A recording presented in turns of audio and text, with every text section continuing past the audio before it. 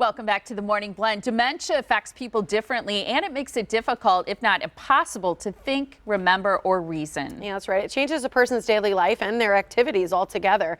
So joining us now is Justine Barton. She's from Azura Assisted Living and Memory Care with their Mosaic approach to engage those who have dementia. Hi, Justine. Hi, thank you Good for morning. having me. Good to see you. You know, we love Azura and like all the stuff that you guys do. So let's talk a little bit about just your philosophy in general, what you guys do there, especially through Mosaic. Sure. So our Mosaic philosophy of care was really based on personalized care. Yeah. It ensures that every resident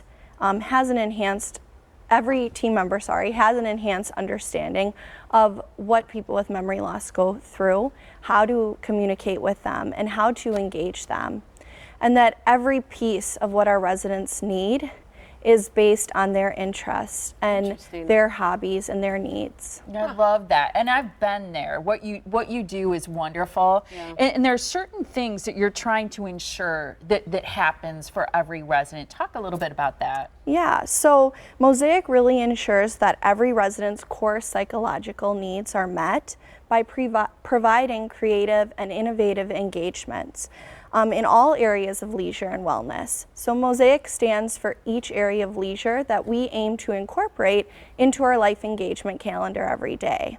Memories, opportunities, social, active, intellectual, and creativity. See, that's pretty cool. I mean, even as we look at these pictures and the video, it's so cozy. I feel like you create an environment that feels like home for people, and that's something that's so important. When you talk about engagement focus, what does the Mosaic engagement focus on? It really focuses on individuality. All of our residents are different. They lived rich lives. So it looks at, what they did for a living, what their hobbies are, what their interests are. Focusing really on what they can do rather than what they can't do, we explore the possibilities and find ways to engage them in activities that are meaningful to them. Yeah. It's your approach to that I think really sets you apart and makes it such a special experience for the people who are residents there. And I was hoping you could talk about, because a lot of people love someone who has dementia or Alzheimer's.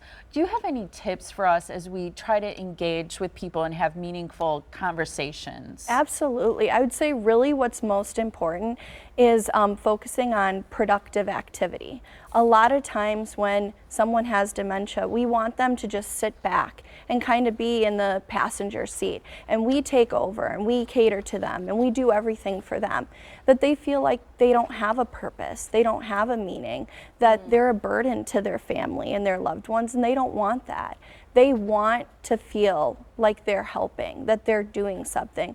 So it's really about giving them something to do, whether it be folding laundry or doing the dishes or sorting things or sweeping the floors or going out in the yard and pulling weeds or raking, depending on their ability. But it provides an opportunity for praise and for them to feel like they accomplished something. See, I think that's going to touch a lot of people, what you just said there, Justine, because I even think of my aunt, her father-in-law just passed, and he was a farmer. And so constantly when he was in homes, he had this like need to tend and to do things and just like you were talking about. And so I think that's a very strong generational need as well, as to work and do those tasks. And so I do think that resonates a lot with people. Talk about the cafe, because you guys have a cafe at your Fox Point location, right? Yes, so we are starting a memory cafe in Fox Point at the Friendship Circle. And memory cafes were really created for the person with the disease and their care partner to come together and meet other people going through the same thing, to create friendships. It's really a time to forget about the diagnosis and just really focus on connecting with others, connecting with their family, and just being in a comfortable space. And it also, the hope is really to reduce the stigma that's associated with the disease by being out in a common area, Yeah. And it really breaks the barriers too. And I would think gives some respite too for people who are in a caregiving position, but also the support of knowing others are in their same place. And you're having actually your first in-person memory cafe coming up where people can understand more, right, about the Friendship Circle of Wisconsin and some of the things that you have to offer. Yes. So the first one is in April, the first Monday of every month, starting April 4th, from 3:30 to 5 p.m. at the Friendship Circle in Fox Point. Wonderful. So great. Yeah. You guys do such cool things. I know you didn't really get to touch a lot on the training you do, but that's so intense. And I feel like when people come there and they meet with you and they talk to you, they really get a feel for all that you do and the care that you give. So thanks for joining us. Thank you so much for thank having you. me. Yeah, good to have you here. Join Azura for their first in-person memory cafe. That's right, it's in Fox Point. And again, it's Monday, April 4th. It's at 3:30 p.m. It's at the Friendship Circle of Wisconsin. Then thereafter, they're going to happen on the first Monday of every month, as Justine mentioned. So for more information, you can call them. It's 414-208-5215 or visit azuraliving.com.